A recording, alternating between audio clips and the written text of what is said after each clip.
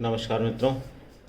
देखिए, अभी मैं एक विशेष प्रकार के इस क्षेत्र में आप लोगों से बात करने जा रहा हूं। दरअसल मैं कुछ प्रश्नों के जवाब जो हैं इस वीडियो के माध्यम से आप तक पहुंचाना चाहता हूं। पिछले कुछ दिनों से आप जैसे सभी विद्यार्थी जो विशेष रूप से कहीं न कहीं किसी न किसी प्रकार से अपनी किसी न किसी तैयारी के लिए जूझ रहे हैं और निश्चित रूप से सफलता के प्रति एक विशेष भाव के साथ में कार्य कर रहे हैं। ऐसे विद्यार्थियों के सवाल जब बार बार आते हैं और एक से अधिक बार कोई सवाल रिपीट होता है, तो फिर ऐसी स्थिति में थोड़ा सोचने के लिए और क्या उसका जवाब हो सकता है, हमें भी मानसिक रूप से तत्परता में आना होता है।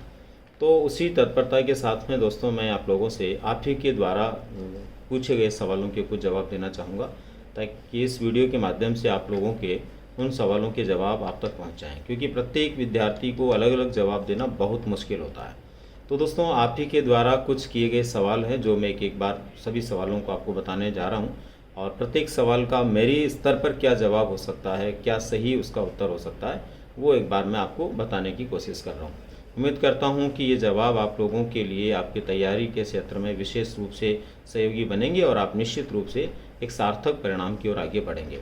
तो दोस्तों, पहला एक सवाल है मेरे पास में आप लोगों के तरफ से आया हुआ कि थर्ड ग्रेड, सेकंड ग्रेड और फर्स्ट ग्रेड में से आखिर किसे चुनें। दोस्तों, सबसे बड़ी बात तो ये कि अब इस समय तक भी व्यक्ति ये सोच रहा है कि मैं इनमें से किसको चुनूं, तो इसका मतलब ये है कि अभी भी वो तैयारी के लिए प्रॉपर तरीके से कमर कसने से पीछे है। दोस्तों, तैयारी के लिए हमें बहुत पहले से एक प्लानिंग के साथ में ये तय कर लेना होता है कि हमें आखिर तैयारी किसकी करनी है। फिर भी दोस्तों, उन विद्यार्थियों के लिए मेरा सुझाव है जो अभी भी इस कन्फ्यूजन में झूल रहे हैं कि हम थर्ड ग्रेड, सेकंड ग्रेड और फर्स्ट ग्रेड में से किसको चुनें। सबसे पहले तो दोस्तों, आपको ये सोचना है कि आखिर मैं कितनी मेहनत कर सकता हूँ और कितनी मेहनत के साथ में सफलता के लिए आगे बढ़ सकता हूँ। उसके बाद में आप लोगों को अपने विषय को देखना है कि आप कौन सी विषय वस्तु को बेहतर तरीके से कंप्लीट कर सकते हैं। मान लीजिए आप ग्रेड फर्स्ट के किसी सब्जेक्ट को बेहतर करने की स्थिति में हैं, आपका बेहतर सब्जेक्ट है और आपको लगता है कि फ़र्स्ट पेपर को भी आप आसानी से कर पाएंगे, तो फर्स्ट ग्रेड के लिए भी आप अपने आप को बहुत अच्छे तरीके से तैयार कर सकते हैं। ग्रेड सेकंड के लिए अगर आप सोचते हैं तो ग्रेड सेकंड के लिए भी आप बहुत अच्छे प्रकार से तैयार कर सकते हैं। अभी भी ग्रेड सेकंड के लिए भी आपके पास में काफ़ी लंबा समय है, इतने समय में आप आसानी से अपनी तैयारी कर सकते हैं। ग्रेड फर्स्ट के लिए भी अभी आप लोगों के पास में जो समय है वो पर्याप्त समय है। अगर आज भी कोई व्यक्ति पूरे मन से ग्रेड फर्स्ट की तैयारी के लिए जुटता है तो वो निश्चित रूप से सफल हो सकता है। ग्रेड थर्ड के लिए कोई सोच रहा है तो उसको अध्यापक पात्रता परीक्षा, जो कि बिल्कुल नज़दीक आपके आ चुकी है, उसके बारे में सोचना ही सोचना है। और साथ ही साथ में उसको ये भी विचार करना है कि किस प्रकार से वह अपनी मुख्य जो परीक्षा होनी है जनवरी 2023 में, उसकी तैयारी कर सकता है। दोस्तों, मैं यहाँ पर यह भी कहना चाहूँगा कि सभी लोगों को जो ग्रेड सेकंड और फर्स्ट की तैयारी कर रहे हैं, तो उनको ग्रेड फर्स्ट और सेकंड में से तो किसी एक को चुनना चाहिए। यानी ग्रेड फर्स्ट या सेकंड जो फाइनल है वो उसको साथ में चुन करके उसकी तैयारी करें, लेकिन साथ साथ में रीट का एग्ज़ाम और ग्रेड थर्ड का एग्ज़ाम जो है उसको भी अपनी मुख्य भूमिका के साथ में रखें, क्योंकि बहुत सारी विषय वस्तु, बहुत सारी जानकारियाँ तो आपकी ग्रेड सेकंड या फर्स्ट की तैयारी के साथ ही उनकी पूरी हो रही है। थोड़ा और प्रयास करने के साथ में आप उसमें भी अच्छा कर सकते हैं। और सबसे बड़ी बात है कि आप लोगों के पास में अवसर है। फर्स्ट ग्रेड के बाद में भी काफ़ी समय आपके पास में है सेकंड ग्रेड के लिए, और उसके बाद थर्ड ग्रेड के लिए भी आपके पास समय है। तो कंफ्यूज नहीं हो दोस्तों, अब कम से कम वो समय आ गया है जब आप लोगों को बिना कन्फ्यूजन के किसी एक रास्ते को चुनकर आगे बढ़ना चाहिए। लेकिन ये ज़रूर ध्यान रखें, ग्रेड फर्स्ट और सेकंड की तैयारी करने वाले जो भी विद्यार्थी हैं, चाहे वो ग्रेड सेकंड की कर रहे हैं चाहे फर्स्ट की, वो रीट और थर्ड ग्रेड को भी साथ में ज़रूर रखें, क्योंकि उन परीक्षाओं के बीच में जो अंतर रहेगा उसमें जो बचा हुआ पाठ्यक्रम है उसको वो ठीक से पढ़ करके इसमें भी अच्छा कर सकते हैं। दोस्तों, आपको पता है कि समय का कोई भरोसा नहीं है, किस समय परिणाम किस प्रकार के कैसे रहें। तो हमारे पास में इस समय ये अवसर है, इस अवसर को भुनाने की आवश्यकता है, तो उस दिशा में हमें मेहनत करनी चाहिए। दोस्तों, आपका दूसरा प्रश्न मेरे पास में है कि लोग बोल रहे हैं कि थर्ड ग्रेड बनना बहुत मुश्किल है वर्तमान समय में फर्स्ट ग्रेड और सेकंड ग्रेड के। बिल्कुल, बहुत सारे लोगों के मस्तिष्क में ये सवाल हो सकता है, और सवाल क्यों ना हो, जहां ग्रेड फर्स्ट और सेकंड के लिए केवल एक परीक्षा को पास करना, वहीं पर थर्ड ग्रेड के लिए आपको रीट की पात्रता परीक्षा भी पास करनी है और उसके बाद में मुख्य परीक्षा जो होनी है वो भी पास करनी है। मानसिकता इस वजह से कई लोगों की ऐसी बनी हुई है कि शायद अब थर्ड ग्रेड बनना ज़्यादा मुश्किल हो गया, पर ऐसा नहीं है दोस्तों, ऐसा बिल्कुल भी नहीं है। आपको पात्रता परीक्षा के लिए पूरे मन से तैयारी करते हुए पात्रता परीक्षा के हिसाब से पढ़ते हुए सफल बनाने की कोशिश करनी चाहिए। निश्चित रूप से आप पात्रता परीक्षा में सफल हो जाएंगे, क्योंकि उसमें हमें एक पात्रता ही तय करनी है। उसके साथ ही उसकी ही विषय वस्तु का काफ़ी पार्ट आपके ग्रेड थर्ड की परीक्षा में भी है और उसके लिए एक लंबा समय भी आपके पास में है। जुलाई के बाद में आपके पास में काफ़ी समय है जिसके अंदर आप आसानी से ग्रेड थर्ड की बहुत अच्छी तैयारी कर सकते हैं। इसलिए मन में ये भाव मत लाइए कि कौन सी परीक्षा पास करना मुश्किल है, कौन सा आसान है। देखो, हौसले जिसके पास होते हैं ना, उसके पास में कोई परीक्षा मुश्किल नहीं होती है। हौसला आपके पास में होना चाहिए। अगर आप में हौसले की कमी है तो दोस्तों कोई सी भी परीक्षा आसान नहीं है, और अगर आप में हौसला है तो ऐसी कोई परीक्षा नहीं है जो मुश्किल है। इसलिए मन में ऐसा भाव मत लाइए और पूरे मन के साथ में अपनी तैयारी में जुट जाइए। दोस्तों, तीसरा सवाल जो आप लोगों का मेरे पास है वो है, क्या किसी एक ही टारगेट पर फोकस करना सही है? बिल्कुल दोस्तों, टारगेट हमारा एक ही होना चाहिए, लेकिन उसके साथ में अगर कोई उससे जुड़ा हुआ ऐसा टारगेट भी हमें मिल जाता है जो एक मेहनत के साथ में काफ़ी कुछ उसमें भी हमें बेनिफिट्स हो रहे हैं, तो उसको नहीं छोड़ना चाहिए। जैसे अभी कुछ समय पहले मैंने बोला है कि सेकंड ग्रेड और फर्स्ट ग्रेड की तैयारी जो विद्यार्थी कर रहा है उसको साथ में थर्ड ग्रेड के ऊपर भी थोड़ा थोड़ा फोकस करते रहना चाहिए। और जब अपनी सेकंड ग्रेड या फर्स्ट ग्रेड की जो भी एग्ज़ाम हम दे रहे हैं मेन टारगेट बना करके, वो जब पूरी हो जाए उसके बाद में फिर हमें थर्ड ग्रेड के लिए भी अपना समय देना चाहिए, क्योंकि समय बड़ा बलवान होता है दोस्तों। न मालूम किस जगह पर हमारा सफलता का परचम लहरा जाए, इसलिए हमें अगर मौका है तो उस विकल्प को लेना चाहिए।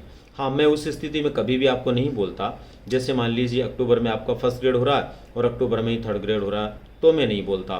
दिसंबर में आपका सेकंड ग्रेड हो रहा है और दिसंबर में ही थर्ड जो है सेकंड ग्रेड हो रहा है, थर्ड ग्रेड हो रहा है, दोनों साथ साथ हो रहे हैं, तो नहीं बोलता। लेकिन अभी आपके पास में वक्त है, फर्स्ट ग्रेड कर भी रहे हैं आप तो भी 3-4 महीने आपको बाद में मिलेंगे, किसके लिए? फर्स्ट ग्रेड के लिए, उसके थर्ड ग्रेड के लिए। और यदि आप सेकंड ग्रेड कर रहे हैं तो भी आपको 1 से 1.5 महीना फिर मिलेगा थर्ड ग्रेड के लिए। इसलिए ऐसी स्थिति में जब हमारे पास में समय है, वक्त है और हम उसका सदुपयोग कर सकते हैं, तो निश्चित रूप से हमें दूसरा भी साथ में विकल्प रख के चलना चाहिए। लेकिन मेन टारगेट जो हमारा है उसी को सबसे ज़्यादा फोकस करना चाहिए, और जब समय मिल जाए उस टारगेट को पूरा होने के बाद तो हमें दूसरे विकल्प को भी साथ में लेना चाहिए।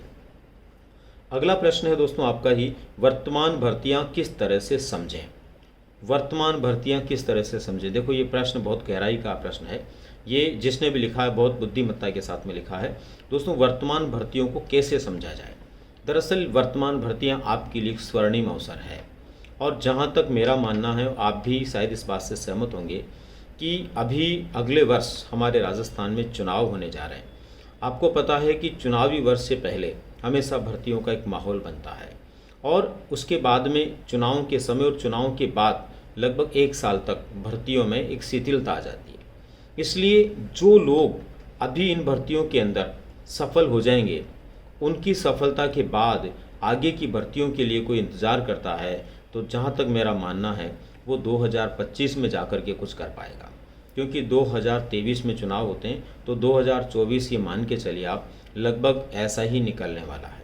और लगभग हर बार चुनाव के बाद ऐसा होता है कि सरकार को व्यवस्थित होने में और अपने जो है नए सिरे से काम करने में वक्त लग जाता है। इसलिए दोस्तों, इन भर्तियों को आप स्वर्णिम अवसर मानें और बस ये मान लें कि हर हाल में हमें इस भर्ती के अंदर ही अपनी सफलता को प्राप्त करना है। दोस्तों, निश्चित रूप से अगर पूरे मन के साथ में आप ऐसा करेंगे तो आपको सफलता मिलेगी, हर हाल में आप सफलता को प्राप्त करेंगे। इसलिए इन भर्तियों को आप बहुत अच्छे अवसर के रूप में लें और अवसर के रूप में मानते हुए इन भर्तियों के अंदर सफलता के पूरे प्रयास करें। निश्चित रूप से आपको सफलता मिलेगी। अभी भी काफ़ी वक्त आप लोगों के पास में है। दोस्तों, प्रश्न है हमारा अगला जो आपकी तरफ से आया हुआ है, पढ़ाई कितने समय ज़रूरी है? पढ़ाई कितने समय ज़रूरी है? देखो, बहुत अच्छा प्रश्न है और बहुत सारे विद्यार्थी बार बार पूछते हैं कितने घंटे पढ़ना चाहिए, कितने घंटे पढ़ने वालों को सफलता मिल जाती है। दोस्तों, मेरा ये मानना है कि सफलता न घंटों पर निर्भर होती है और न ही कौन सी किताबें पढ़ें उस पर निर्भर होती है। सफलता निर्भर होती है हमारी पॉजिटिव एनर्जी पर। सकारात्मक मानसिकता पर। और दूसरी बात होती है हम क्या पढ़ रहे हैं, कितना पढ़ रहे हैं, ये कोई मायने नहीं रखता है। सफलता इस बात पर कतई निर्भर नहीं है कि आप कितना पढ़ रहे हैं दोस्तों, सफलता इस बात पर निर्भर है कि आप क्या पढ़ रहे हैं। हम में से बहुत सारे विद्यार्थी ऐसी विषय वस्तु को पढ़ने में अपना समय गंवाते रहते हैं जहाँ से न प्रश्न आया न आएगा। सबसे पहले अपनी पढ़ाई से पहले ये तय करना जरूरी है कि मुझे क्या पढ़ना और क्या छोड़ना है।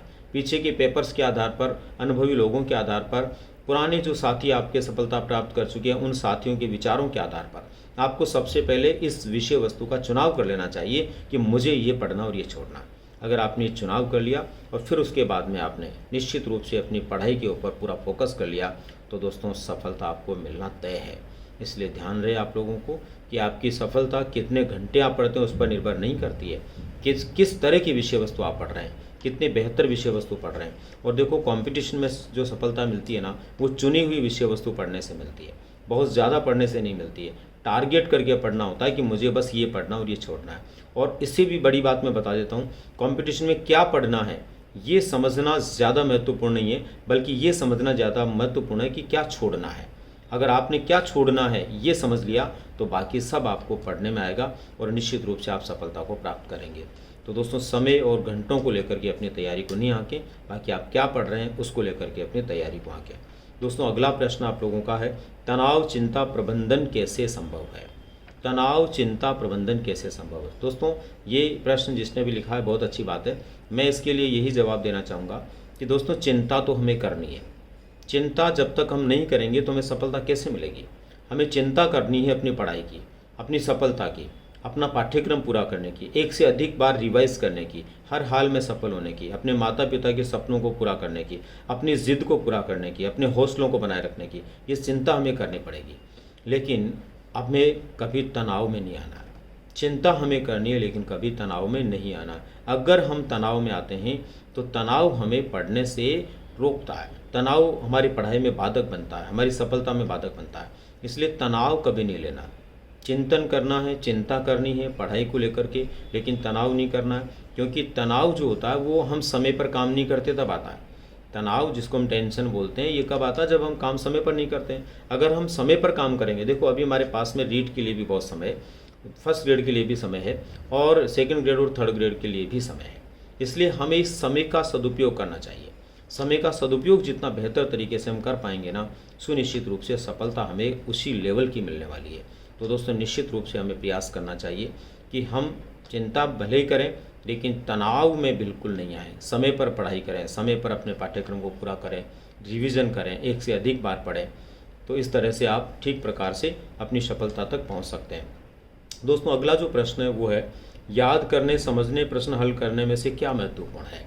किसी एक विद्यार्थी ने ही ये लिखा है प्रश्न वैसे, लेकिन ये मुझे बहुत अच्छा लगा इसलिए मैंने इसको चुना है कि याद करने, समझने और प्रश्न हल करने में सबसे अधिक महत्वपूर्ण क्या है। दोस्तों अभी के हालातों को देखते हुए प्रश्नों को बार बार हल करना उन लोगों के लिए ज़्यादा महत्वपूर्ण है जो रीट की तैयारी कर रहे हैं। अध्यापक पात्रता परीक्षा की तैयारी करने वाले जो भी विद्यार्थी हैं उनके लिए वर्तमान में प्रश्नों की ज़्यादा से ज़्यादा प्रैक्टिस करना महत्वपूर्ण है। जितने प्रश्नों की प्रैक्टिस करेंगे, मॉडल पेपर्स को पढ़ेंगे, उतने ही सफलता के नज़दीक जाएंगे। ग्रेड फर्स्ट की तैयारी करने वाले विद्यार्थियों को समझने की भी ज़रूरत है और प्रश्नों को हल करने की भी ज़रूरत है। उनको कोशिश करनी चाहिए कि वो हर हाल में बातों को समझें, तैयार करें और साथ ही साथ में प्रश्नों को भी हल करें। क्योंकि ग्रेड फर्स्ट में जो फर्स्ट पेपर है वो तो ऐसा है जिसमें कोर्स तो बहुत बड़ा है और उसमें 4-4, 5-5 प्रश्न भी किसी सब्जेक्ट से आना है, तो उनके लिए तो समझना ज़रूरी है। वहाँ पर जो है वो समझेंगे तो कोई भी प्रश्न आएगा तो उसको हल कर पाएंगे, इसलिए समझें और साथ ही साथ ऐसे प्रश्नों की प्रैक्टिस भी करें जो प्रश्न पिछली परीक्षाओं में पूछे जा चुके हैं, क्या पूछे जाने की संभावना है, वहाँ तक पहुँचने का प्रयास करें। दोस्तों अगला जो प्रश्न है वो है, परीक्षा का भय कैसे दूर करें। दोस्तों परीक्षा का भय कैसे दूर करें, इसको लेकर के मैं एक ही बात आपसे कहना चाहता हूँ कि उम्मीद के बिना डर नहीं होता।